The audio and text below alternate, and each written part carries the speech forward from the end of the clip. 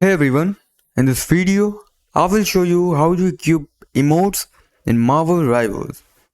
Okay, in order to do it, just go over here on Heroes, click on it. Now select the hero. For example, I want to go with Black Panther.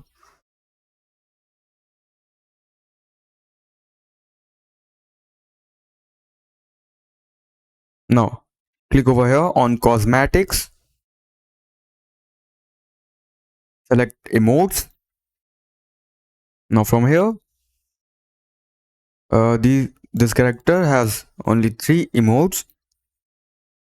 For example, I want to equip this emote. Click on Equipped and select the slot in which you want to equip it.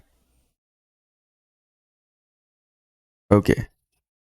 If you want these emotes, you have to acquire it. That's it for the video. That's how you can equip emotes in Marvel Rivals. Thanks for watching.